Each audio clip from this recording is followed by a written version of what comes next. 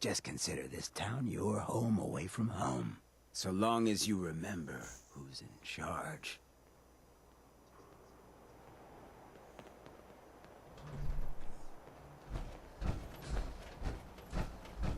Oh, a new face walks into my store. And you're not even screaming yet. Very polite. You let me know if anything catches your fancy. Let's see what you got. All the supplies money or violence can buy.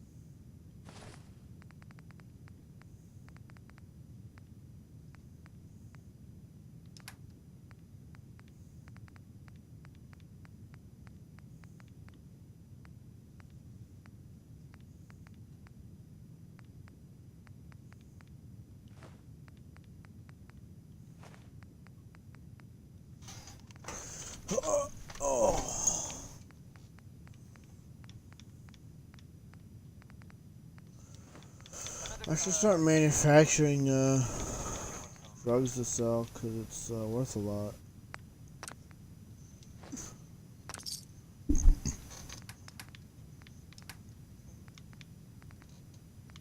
Coming to you from the jewel green.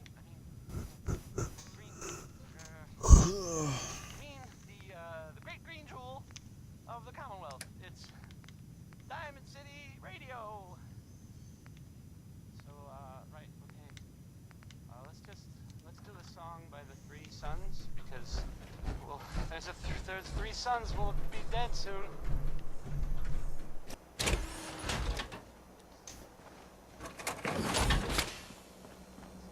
Well, hello. Everything here is guaranteed to injure, maim, or kill at your discretion. Except me. I only kill when I want to. What are you? I'm a woman, baby. Oh, Can't you tell? Christ. Oh, of course you are. It's just all those metal plates. You're a robot, right? A very womanly robot? Designation Assaultron. Designed to provide a variety of security-related tasks to the modern man. Runtime conclusion. Why work for the man when you can work for yourself? New designation. KLEO. Cleo. Fully independent small business owner. Robot enough for you, smooth talker? Now what are you buying? You're an Assaultron? That's what my makers called me. But as far as I'm concerned, I'm a woman. And I run a store that sells very large guns. So what'll it be? So what kind of weapons do you have? Anything that can kill a man, I sell. Except suicidal depression. That is God. unfortunately not packageable now. Sure. Let's take a look. A gun for every occasion.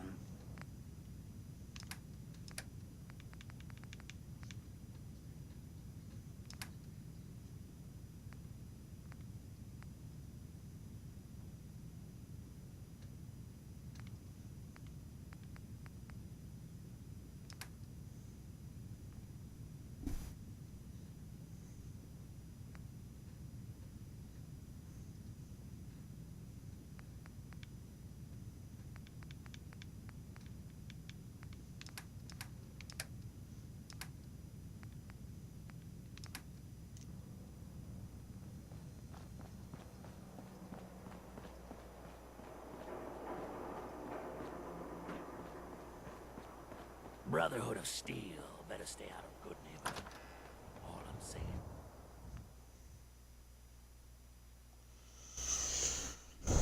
Go on ad-lib, or ad-lib, I don't, without the quest marker, transaction because I don't feel like going to Pip-Boy to find the quests. Well, Mr. Oh. Valentine, I thought you had forgotten about little old me. May have walked out of the den, Irma, but I'd never walk out on you. Amari's downstairs, you big flirt. Here for Amari? She's downstairs. I'm going downstairs, lady. Jesus.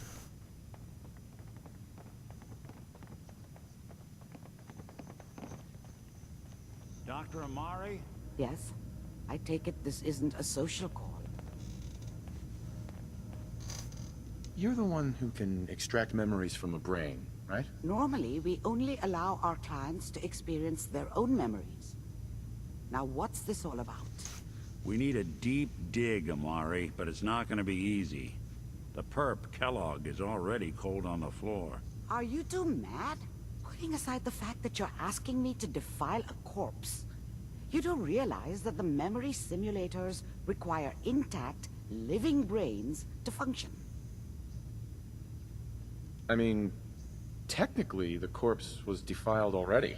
This dead brain had inside knowledge of the Institute, Amari. The biggest scientific secret of the Commonwealth. You need this, and so do we. Fine. I'll take a look. But no guarantees. Do you have it with you? Here's what I could find. What's this? This isn't a brain. This is... Wait. That's the hippocampus. And this thing attached to it? A neural interface? Those circuits look awfully familiar. I'm not surprised. From what I've seen, all Institute technology has a similar architecture. Skip to the good part, Doc. We plugged the brain implant into Mr. Valentine, assuming he's willing to take on the risks. Hell, why not? Plenty of room in my head anyway. I appreciate this, Nick. You can thank me when we've found your son. All right, let's do this. Whenever you're ready, Mr. Valentine, just sit down. If I start cackling like an old grizzled mercenary, pull me out, okay? Let's see here. I need you to keep talking to me, Mr. Valentine. Any slight change in your cognitive functions could be dire. Are you feeling any different? There's a lot of flashes. Static. I can't make sense of any of it, Doc. That's what I was afraid of. The mnemonic impressions are encoded. It appears the Institute has one last failsafe. There's a lock on the memories in the implant. Yes.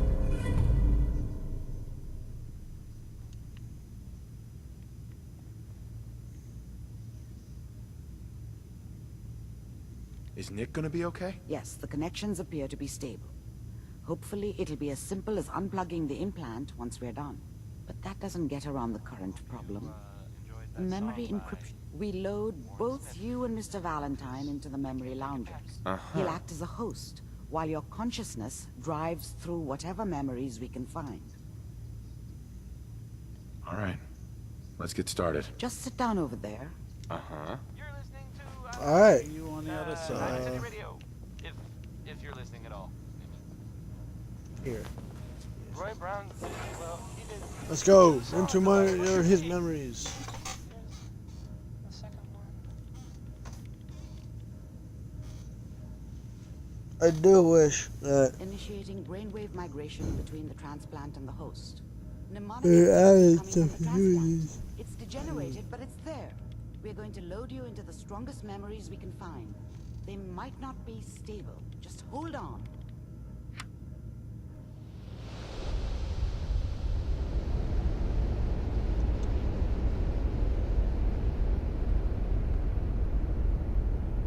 What path is this following?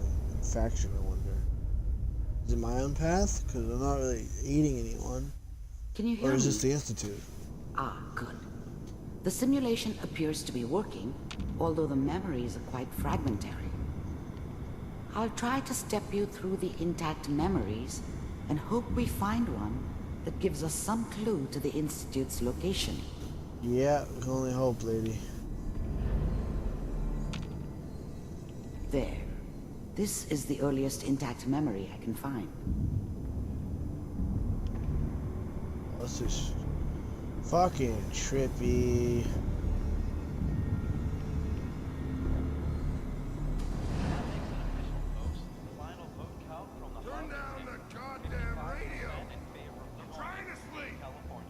Remember, you are experiencing these memories as Kellogg.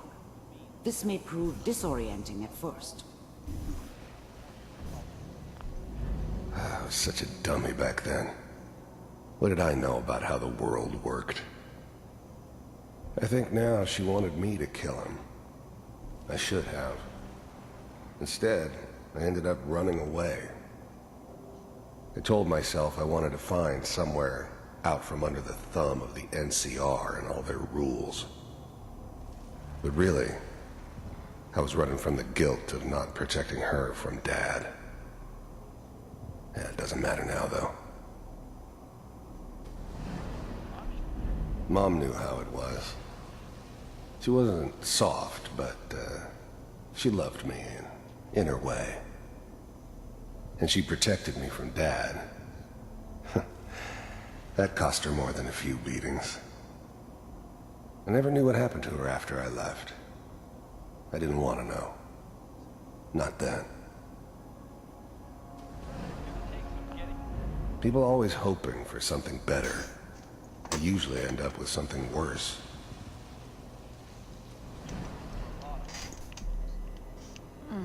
What?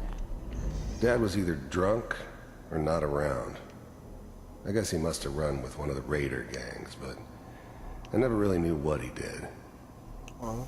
Don't know why Mom was with him. Maybe at some point in his life he wasn't a complete asshole. Joke. This doesn't seem to be what we're looking for. There appears to be another intact memory close to you in temporal sequence. There. Try that one. Don't you listen to that twaddle. I'm going to stop sitting.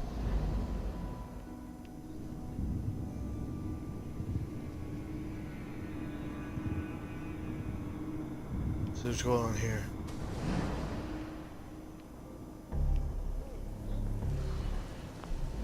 The thing about happiness is you only know you had it when it's gone. I mean, you may think to yourself that you're happy, but you don't really believe it. Focus on that petty bullshit or next job or whatever.